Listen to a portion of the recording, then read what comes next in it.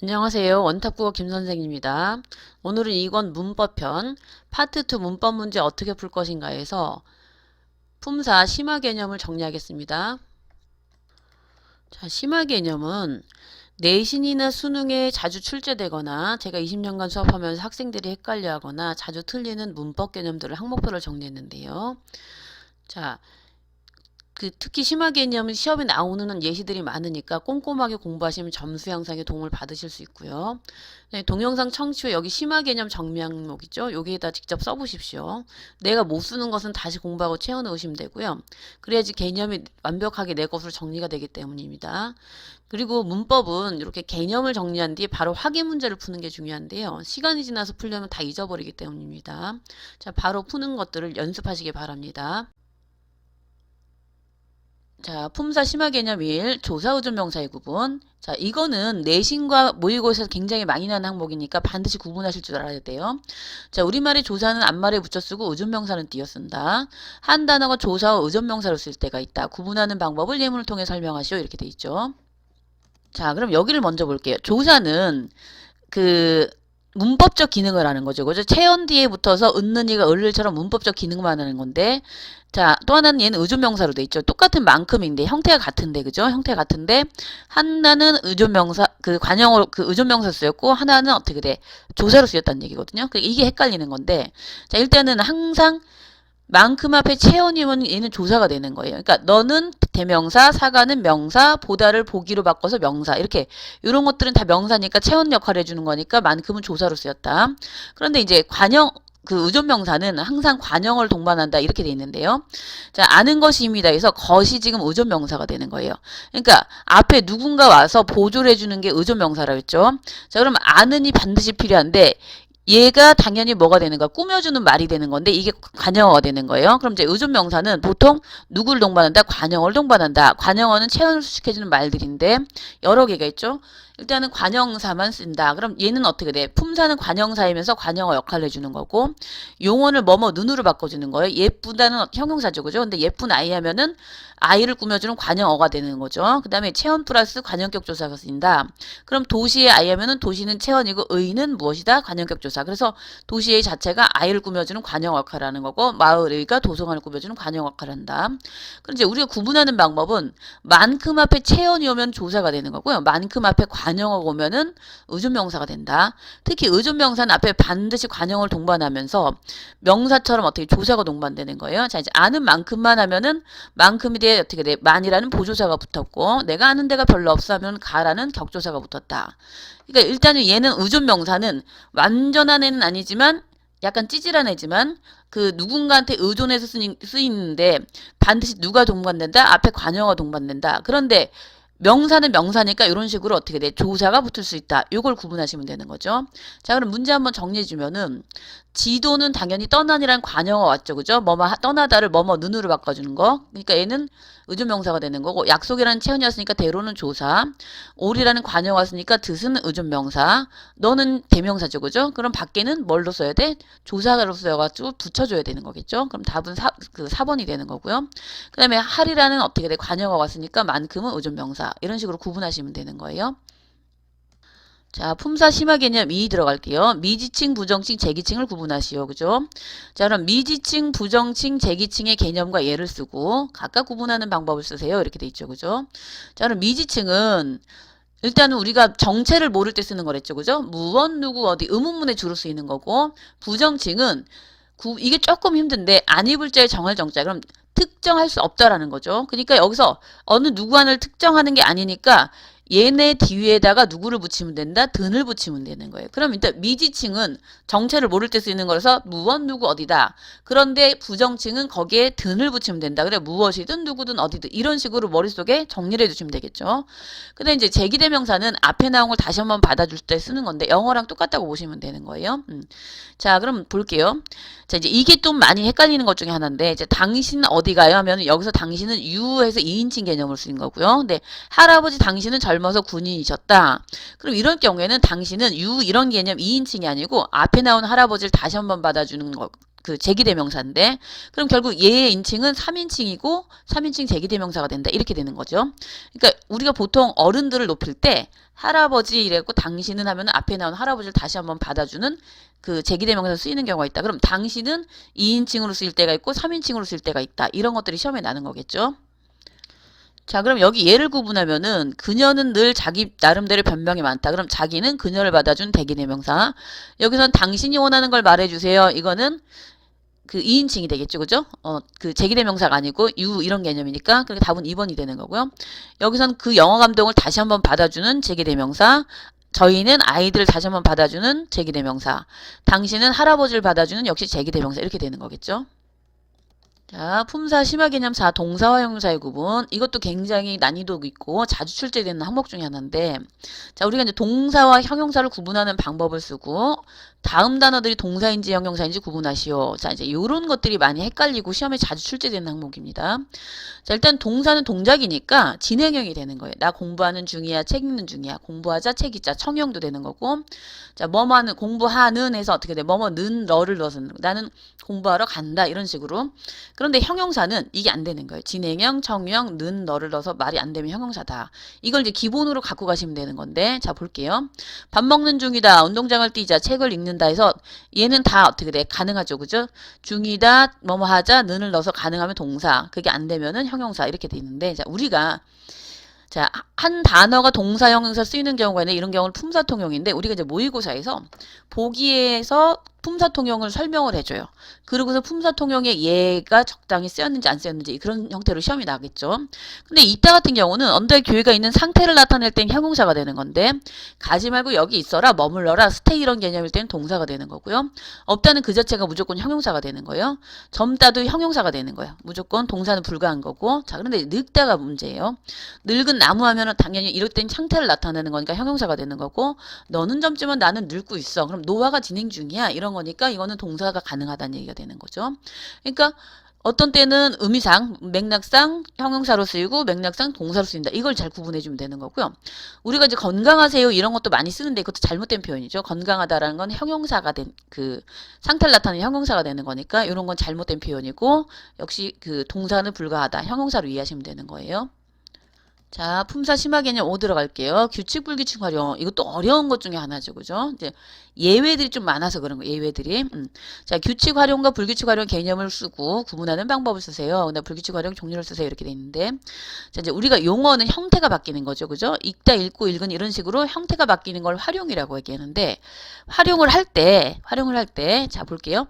읽다, 읽고, 읽은이에서 읽은 형태가 바뀌지 않죠. 그래 고정되는 것을 규칙 활용이라고 하는 거고 집을 짓다 해서 짓다, 짓고, 지은이, 지어서 해서 짓다가 다가 붙은 게 기본형인데 여기에 시옷이 있기도 하고 시옷이 없기도 하죠. 그럴 때는 시옷 불규칙이 되는 거죠. 그러니까 이럴 때는 뭐가 어간의 형태가 바뀌지 않고 일정한 건 규칙 활용이고 어간의 형태가 어떻게 돼? 바뀌거나 무언가 불규칙한 불규칙 활용이 되는데 이 불규칙 활용에는 어간이 바뀌는 경우, 어미가 바뀌는 경우, 어간, 어미가 모두 바뀌는 경우인데 자 이게 좀 문제가 되는 거예요. 얘네는 많지가 않아. 그래서 어떻게 돼? 이제 요거 먼저 한번 볼게요. 파라타에서 어떻게 돼? 얘 파라 플러스 아가 만나서 파레 하니까 기본형이 파라타인데 파라 플러스 아가 만나 파레니까 양쪽 다 바뀐 거죠. 양쪽 다 그죠? 여기 양쪽 다. 그러니까 파라과 아가 모두 어떻게 파레 이렇게 바뀌어서 이건 어간어미가 바뀌는 경우인데 이건 많지가 않아요. 많지가 않기 때문에 그냥 이렇게 이해하시면 되는 건데 이제 요게 지금 변수가 많죠. 요게 종류가 많고 근데 이제 그러다 보니까 우리가 모의고사 풀 때 내가 모르는 예시가 나올 때 구분하는 방법을 반드시 기억을 하셔야 돼요. 이제 항상 이거를 먼저 생각해야 돼. 기본형은 항상 다가 들어가 다.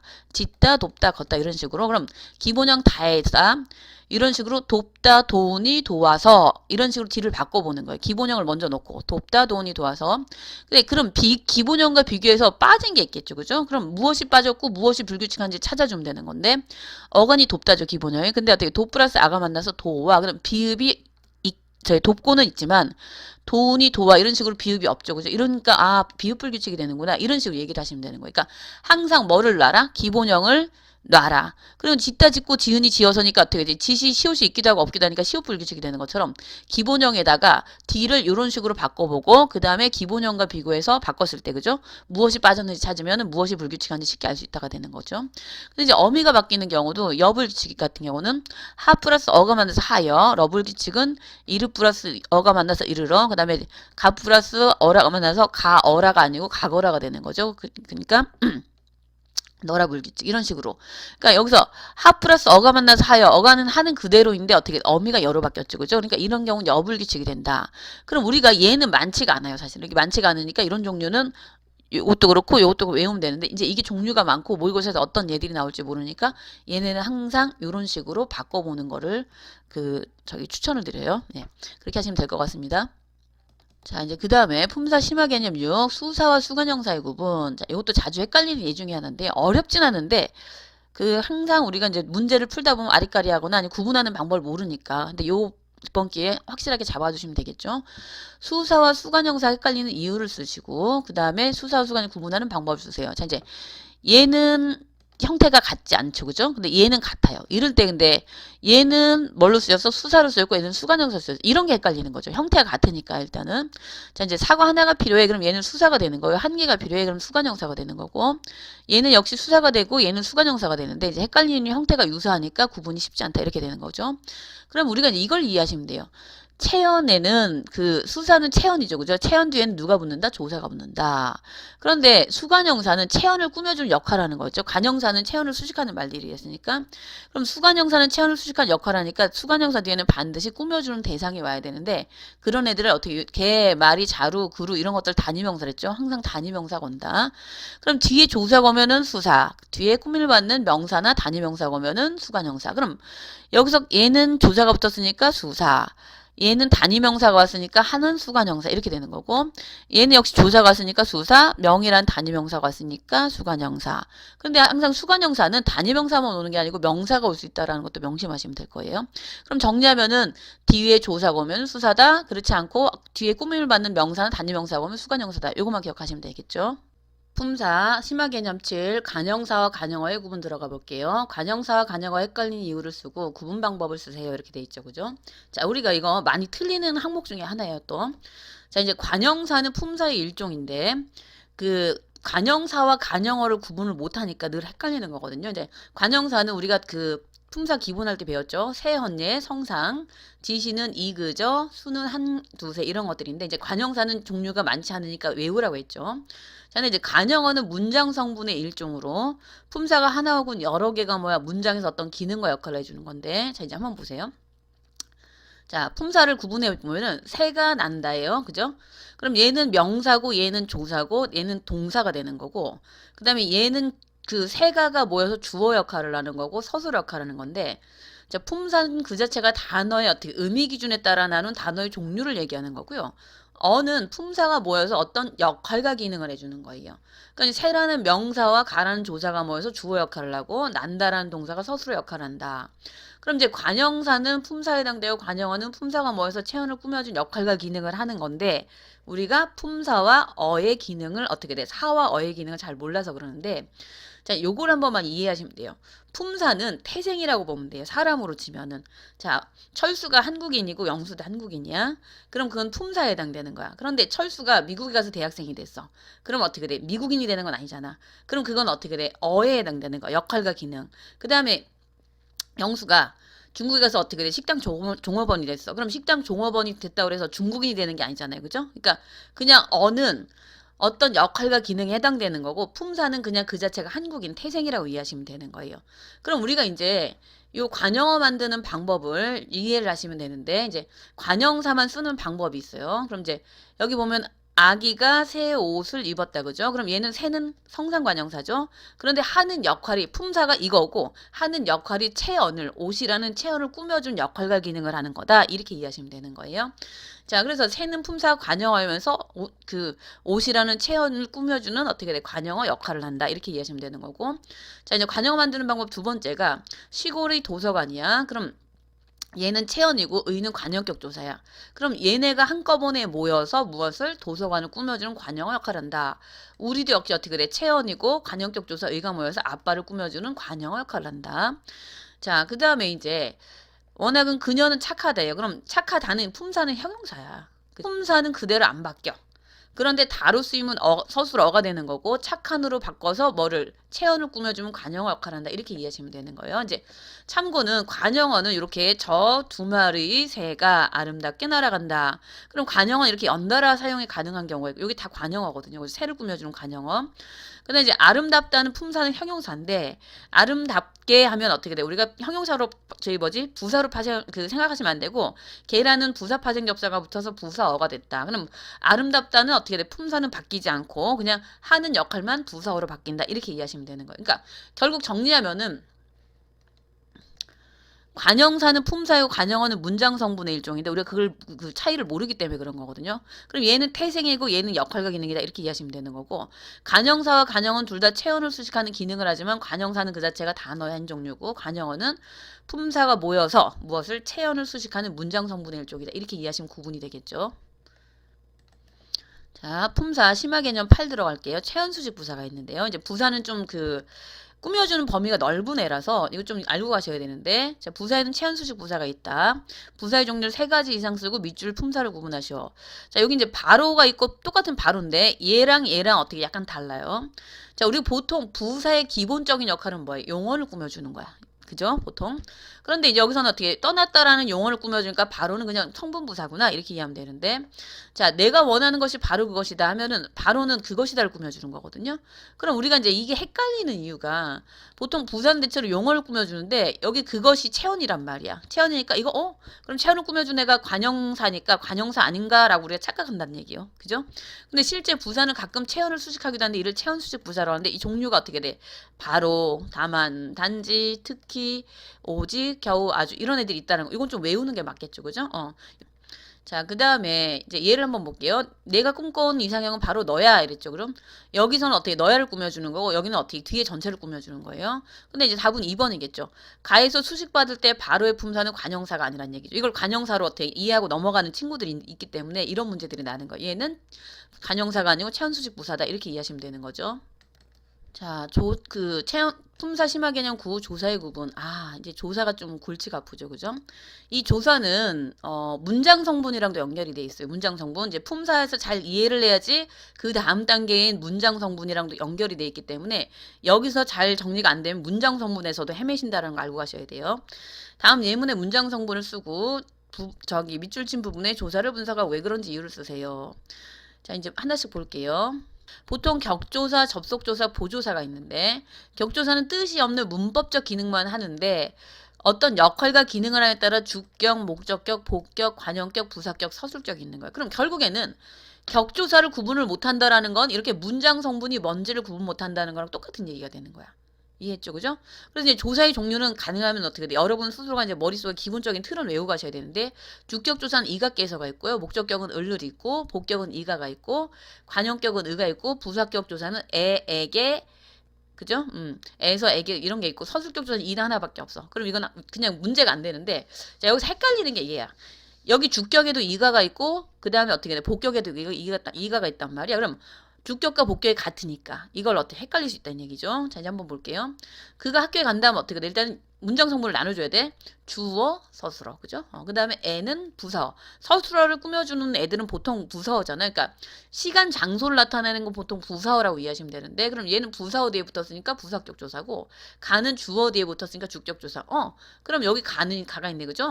이렇게 이해하시면 되고, 자, 선생님께서 책을 읽으신다면 어떻게 돼? 깨서는 주어니까, 그죠? 주격 조사. 책을은 목적어니까 목적격 조사. 이렇게 이해하시면 되는 거고, 자, 이제 군뱅이가 매미가 된다 이랬죠, 그죠? 되다 아니다 하면 항상 뭐가 온다? 보어라는 애가 온다. 보충해주는 말. 그럼 얘는 주어고 보어고 서술어가 되는 거예요.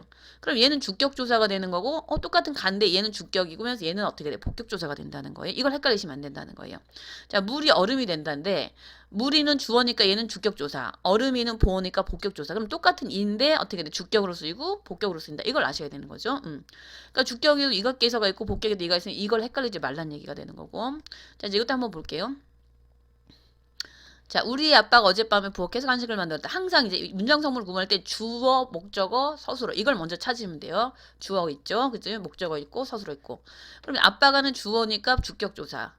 그 간식은 목적어니까 목적격 조사, 그죠? 그 다음에 이제 의는, 우리 의는 아빠를 꾸며주는 어떻게 관형격 조사예요. 그리고 국어에서 관형격 조사는 의 하나밖에 없으니까 이거는 그냥 외워버리시니까 빠르겠죠, 그죠? 그 다음에 이제 어젯밤에 시간 장소는 다 부서랬지. 애는 부사격 조사, 역시 애에서는 부사격 조사, 그죠? 시간, 부사. 그러니까 시간을 나타내는 부사격, 장소를 나타내는 부사격, 그죠? 이렇게 이해하시면 되는 거죠.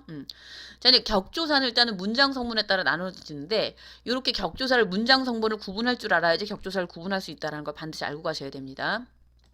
자, 이제 품사 심화 개념 10 들어갈게요. 격조사, 접속조사, 보조사. 이제 사실 내신이나 모의고사에서 막 짬뽕을 주는 거야, 이렇게. 여러 가지 조사를 다 주고서 얘가 어떻게 격조사인지 보조사인지 접속조사인지 구분하세요. 이런 게 시험에 나거든요. 자, 이제 다음 얘 1과 2는 조사가 서로 다르다. 예문의 조사를 분석하고 다른 이유를 쓰세요. 자, 이제 동수가 책을 좋아한다. 동수는 책을 좋아한다. 이제 이것도 많이 나는 문제 중에 하나거든요. 근데 이제 이건 전체를 종합한 거고요. 한번 볼게요. 자, 가을은 격조사죠, 격조사. 그죠? 격조사. 주어 뒤에 붙어서 주격, 목적어 뒤에 붙어서 목적격. 자, 격조사라고 이해하시면 되는데, 자, 얘가 보조사야.